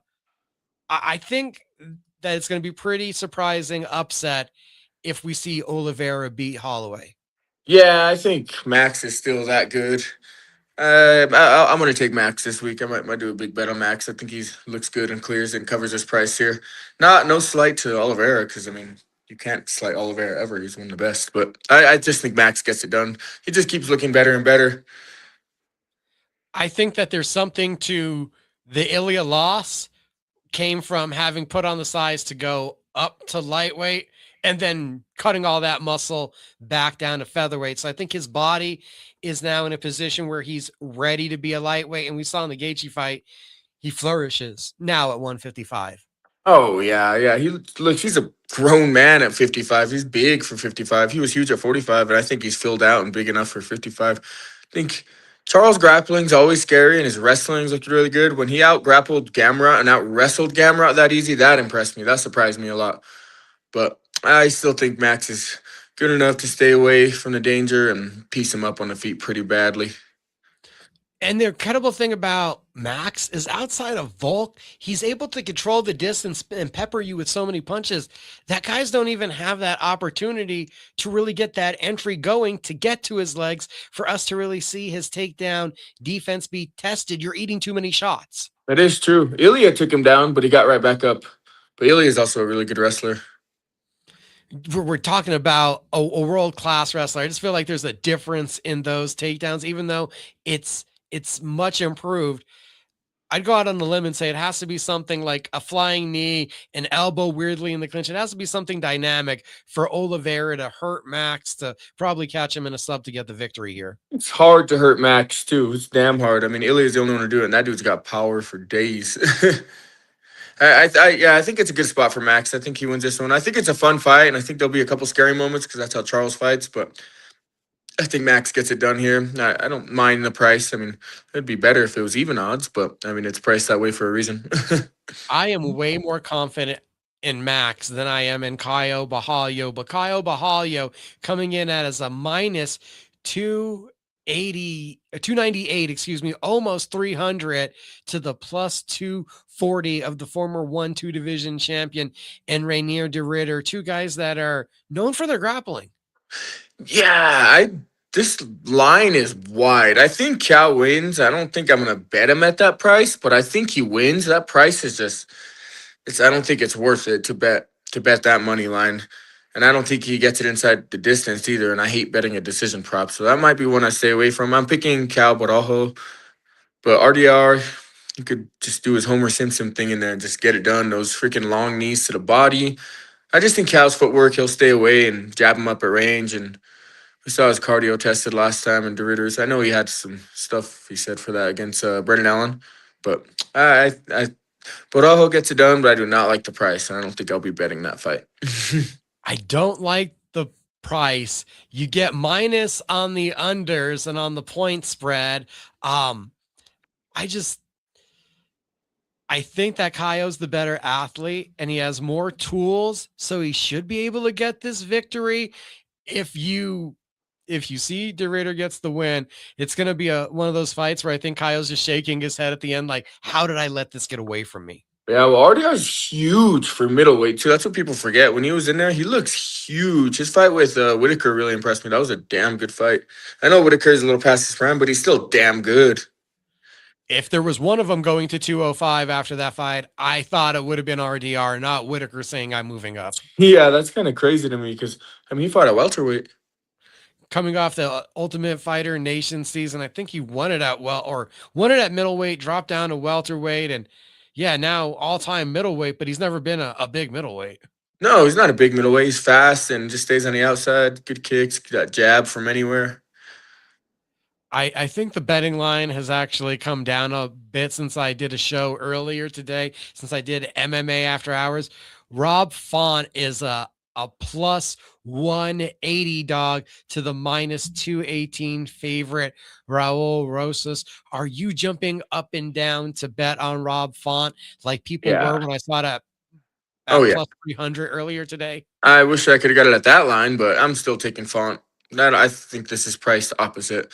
I mean, if Rosas takes him down and happens to sub him early, yeah, whatever. Who celebrate? But if it gets extended, I don't think he has the cardio. I don't think he has the experience to. And Font's good. Font's good at saying. I mean, they say gatekeeper is a bad thing, but I think if you're able to be a gatekeeper in the UFC, that's damn good. You beat dudes that are up and coming, and I mean, he was right there in the top five forever. Is he still top five or? Rob Font's still in the rankings. I did this earlier today, so I should know. I believe that we are looking at Font is number 13, and Rosas, I believe, had fallen out of the rankings after being gone with injury for the last year. But I believe he was like 15, and Font was like 8, maybe, when they originally made this fight. Okay. Yeah, I'm taking Font all day here. That one is the interesting one. The year away, we know the potential. We know that the UFC has loved Raul, but this feels like a little much where outside of David Martinez, they're nearly Hall of Fame names that have beat Rob Font. Yeah, yeah. And David Martinez looks good too. That's the thing. Gregory Rodriguez, Bruno Ferreira, they are two dynamically different body types, both Brazilians, both thumpers. Bruno, plus 164 underdog. RoboCop at minus 198. He always feels like a guy to me that when you read out his accolades, the Brazilian jiu-jitsu, the wrestling, you've seen the knockouts like with Jack Hermanson. He feels like he has everything and then sometimes just doesn't put it together. Yeah, I think he gets it done here. Ferreira has looked bad lately, I think, and his body looks less in shape. And I know he knocked him out last time, and it's weird betting on someone who's a 2-1 favorite getting knocked out. But I think I like RoboCop here, and I don't think that's too pricey. Ferreira, a 3-fight win streak coming in overall, outpointed Marvin Vittori actually in his last fight. So Such a weird fight. I think Vittori's cooked, but that's why it's what do you take away from that one? It wasn't the most inspiring performance, but as you said, did Vittori have enough less in the gas tank to really push? On the prelim side, at least we're just looking at how DraftKings has it. yeah. Cody Garbrandt, Long Yao. I long for what Cody Garbrandt used to look like. Yeah, I think he's still fast enough. He looked all right against Hani Barcelos, and Barcelos is obviously damn good. We'll take a minute. Dude, do you see who we get matched up with? Montel Jackson. He deserved a way bigger fight for the streak he's on. Barcelos barely getting a nip at the bottom of the division where I think they feel that they've seen enough from Jackson. Barcelos is like in his mid 30s, so I think they're just real hesitant to ever commit to him. Yeah, I know, but damn, he deserved a bigger fight than that. He's fun, and he looks like 50, but he's a badass. Yeah, but I think I'll probably take Cody as a dog here.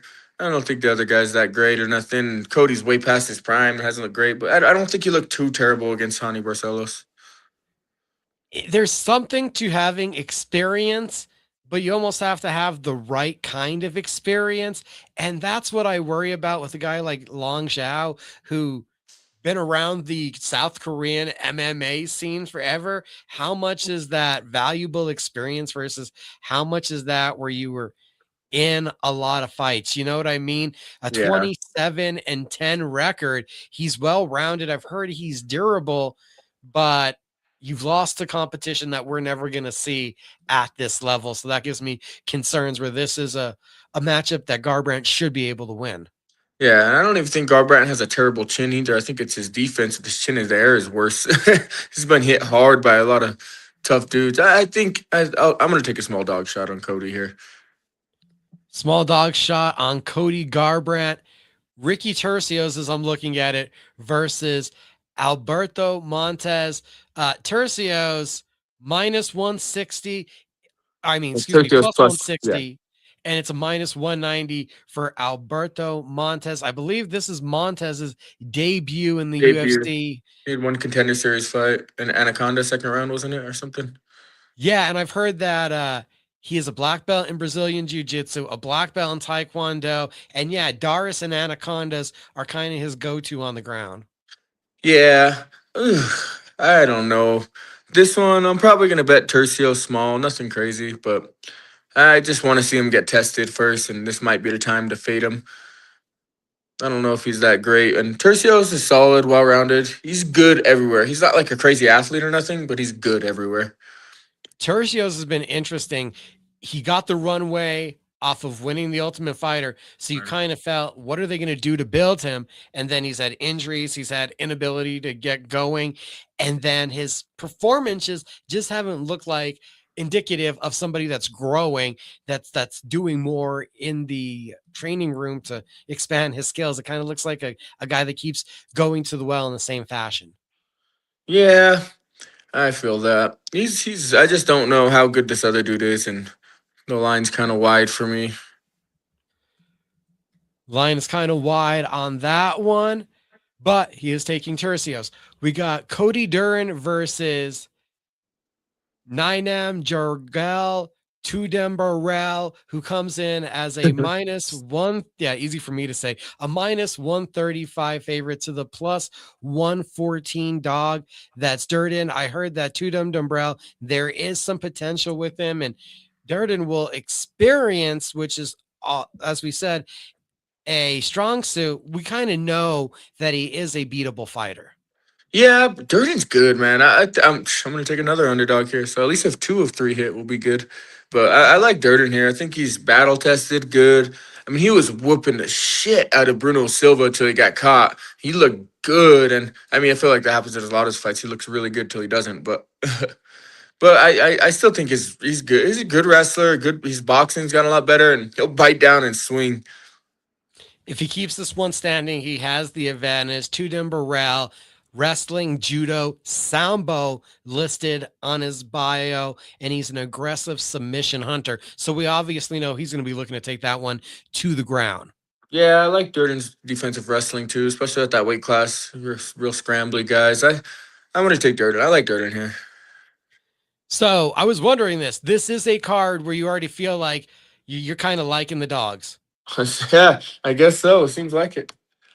We keep going with guys in the lighter weight classes, 125. Sumadarchi, always willing to stand, trade, and bang, taking on Jesus Aguilar. And I believe as I look at my notes, Aguilar is something like 7 wins by submission. Yeah, I think Sumerdaji is good enough to get this one done. I like him here. So no dog, no not 4 dogs in a row, I guess. I kind of like him. I don't know. Sumadarchi has been inconsistent, and He at least with is Aguilar, one of his 2 losses is Tyra. So you got out grappled by like the one top of the grappler best in the division. grapplers. Yeah, yeah. I think Sumerdaji's still good here. I think he's got enough skill, and I still think he's could improve from fight to fight. All right, I'm gonna have to remember this one for later. This is gonna be the Roofie Fazeev from last time, the one that we I'm disagreed not on. as confident, but I still like it. I don't know. I'm taking a pretty good sized dog on that one.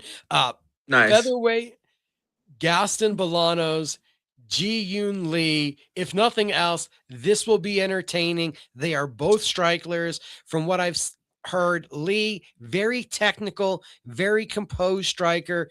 Gaston Bolanos, beautiful spinning back elbows. His holes are mostly in the grappling realm. So this is a fight that says fireworks. That's gonna be a fun fight. This is another one that's like, ugh, do you want to pay freaking minus 278 for Lee? I think he might get it done, but he'll go in there and put his chin up in the air and throw too. Yeah, this one I'm not confident. I may take another dog shot here, but I'm just gun to my head. I'll take the dog shot, but if I was just picking picks, I'll take Lee to win. So we'll write down Lee as your picks, and we'll ask you if you made money on that one next week or not. Sounds good. Yeah, write them down on my picks, and then we'll see if I bet against my pick or not because the odds.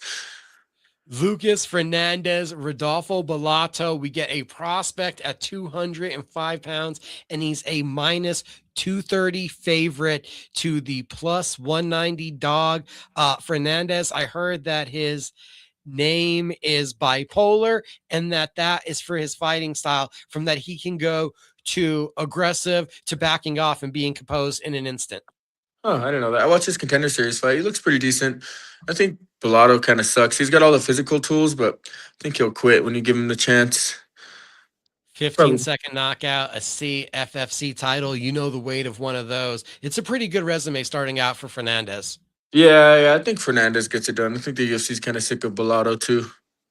I don't want to get too excited about Fernandez, but we just need prospects at 205 pounds. So Yeah, I I think. want him to be one. Yeah, definitely do. Dante Johnson. I think he gets the crown this week as we're going to Biggest scroll favorite on the right card. back up. Biggest betting favorite on the card. It's a minus 600 to the plus 440 Cody Brundage. And the bigger question that we probably both have is, how have we only done this 3 times and this is the second time you're going to bet against Cody Brundage? I was gonna say I can't believe I'm saying this, but those odds are insane. I don't know if I'll bet Brundage, but Dante Johnson's not proven at all. But this is probably one I'll stay away from. I don't like it. Dante Johnson, we know nothing about him. He's a little bit of fights. I watched his Contender Series fight, but I mean he's got power, and Brundage likes to get hit and quit. But those odds are kind of wild. I mean Brundage could always win by DQ, you know. Johnson, in that last effort, we saw him utilize some grappling. I think that was against the Decris Dumas. He even put Dumas on his back. And we did see the cardio issues that I think you would be concerned with a heavily muscled guy like that. But he managed to lay in the fight. I forgot that was an ugly fight. So I have a little bit more, respect for him, and I feel a little bit better. But this is a fight where Brundage could put a less experienced guy on his back and just kind of gas him. That is a concern. That is true. Brundage isn't a bad wrestler either. He just, I don't know. If he gets in trouble, he always likes to find a way out. But I just don't like betting this fight because I don't like ever betting Cody Brundage, and I think I'm not gonna bet a minus 600 favorite. Like that's just dumb. Well, as I'm torturing you and I'm keeping track of your picks, do you want Johnson or Brundage? For picks, we'll take Johnson. Okay, we'll go with the easy one on that one. We'll go out on a limb and take the minus 600 favorite as a pick.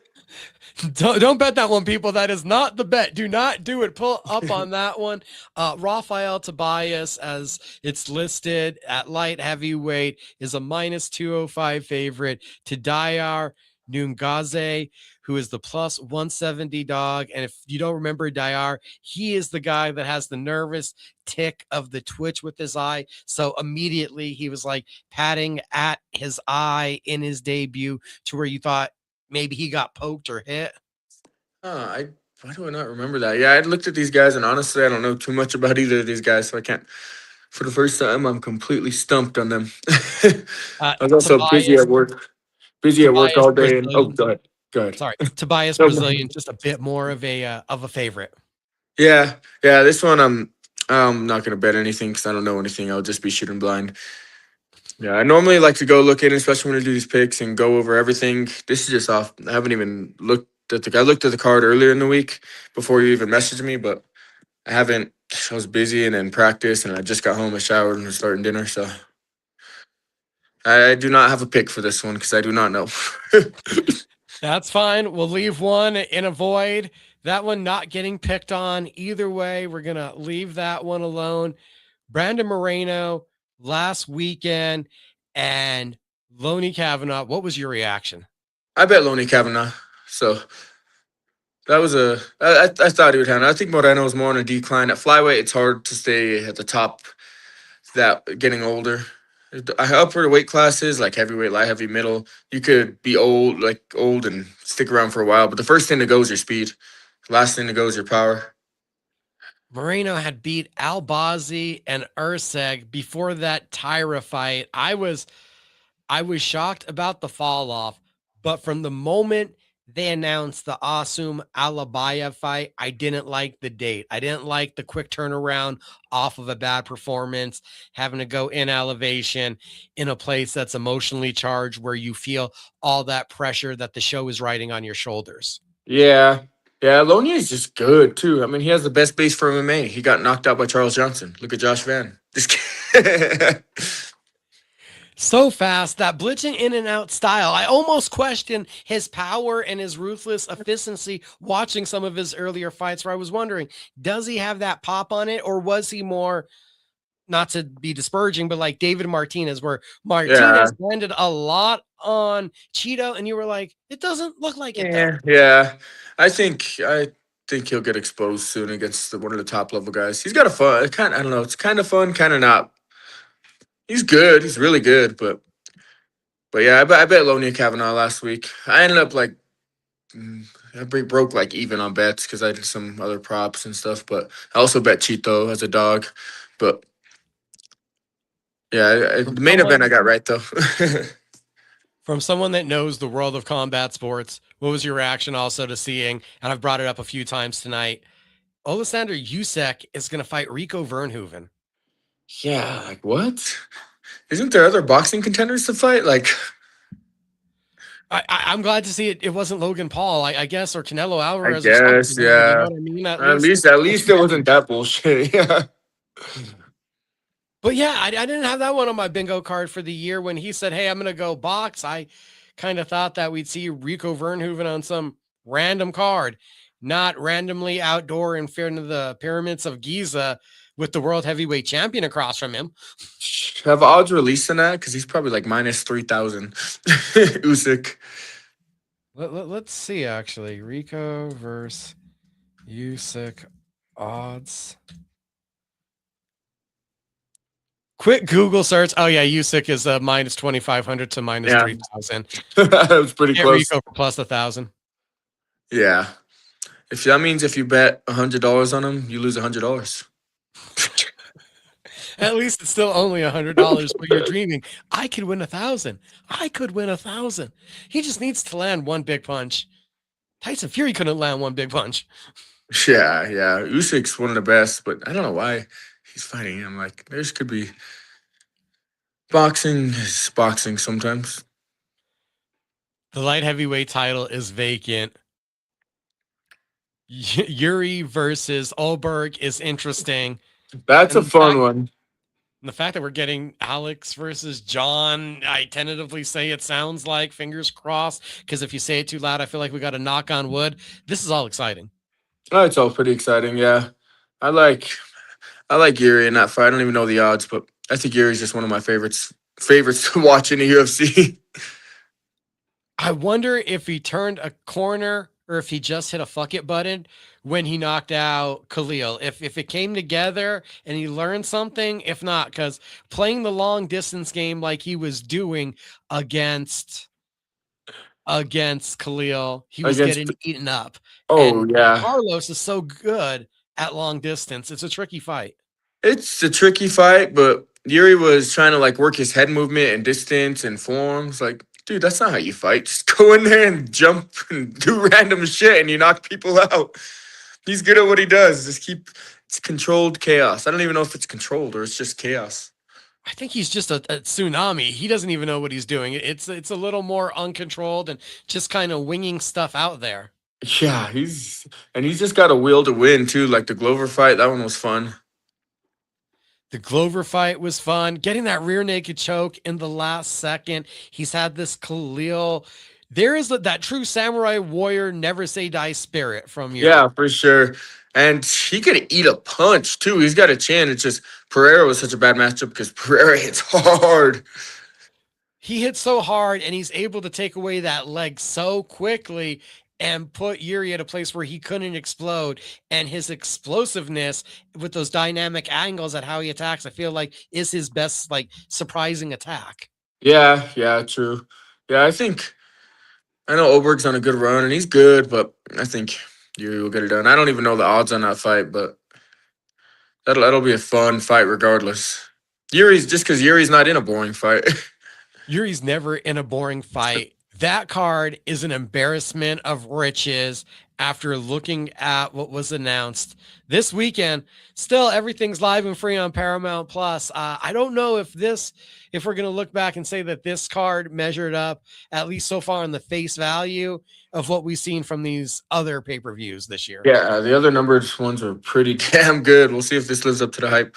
It's not a real title, but it's still a super fun fight. So, any chance that you think Max Holloway jumps the apple cart and gets a world title shot with the win here? 55. Who's it? Oh, I mean, Armand's punching people on the side, so it just seems like Dana don't like him very much, but he can. But I just think that would be kind of a useless fight again. We've already seen it. I mean, Ilya, Max. I think he could sit out and maybe wait and get one, or maybe one more. I don't know. I mean, there's always a chance. You never know. Diego Lopez got a title shot off one win after getting dismantled and got dismantled again. So you never know. And we have all kinds of confusion at 45 now as to what's going to happen next. Hopefully in London, we get that clarified between Lerone Murphy and Mosar Evilov. At lightweight, I could see a scenario after this.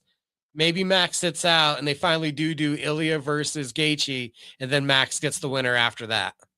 Yeah, true. But you can't skip Armand. He's the second best lightweight for sure. That's insane. You could say that, but then he's also punching people at Real American Freestyle. With the RAF events. Hey, that brought some good eyes to wrestling. That was kind of cool. I think they already have it booked for a grappling match. I saw that. They do. Armin's staying busy with his side quests like he's running around. This is GTA. His life is GTA. That dude's loaded. So you're right, but I think there's a real commercial network kind of back channels that Max Holloway has been keeping pay-per-views afloat right now, and Armin Saryukian's the troublemaker. I could see them, for better or worse, icing him, whether it's deserved or not, for a little bit longer.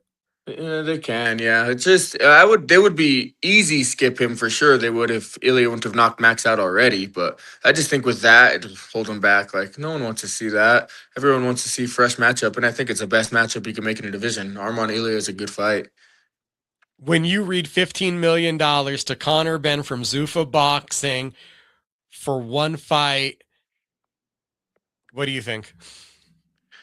That's a lot of money. I want some of those. Are we talking to James the boxer now instead of James the MMA fighter? No. Working my boxing a lot, but no. I'll never be a pro boxer, pro fighter. I like to elbow and take people down and choke people out too much. It's crazy to see these numbers thrown around in the fight game, though, now. Pretty insane. I mean, money's there, the revenue's there, and they got the big backers and donors. I don't know. Good for the fighters. That's good for the boxers. Hell yeah. Make your money. Have you been watching? Have you been betting? Have you been indulging in Zuffa Boxing? Not as much. I'll watch some stuff when it's on, but I wouldn't say I'm as invested. But it's still fun. I watch any combat sports when they're on. I'm excited for weekend, everybody. Power Slap, BKFC, there's Zuffa Boxing, there's UFC 326, and we just got our bets and picks from James Romero. All right, let's have another good week, guys.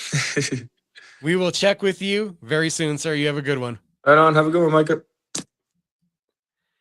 James Romero joining us again tonight. His bets, his predictions. We're going to log those in. We're going to keep track of those. He will be back with us in April for UFC 327, where we can catch up, tell you guys how he did. And we're going to obviously preview that Yuri Prohaska versus Carlos Ulberg fight at that time.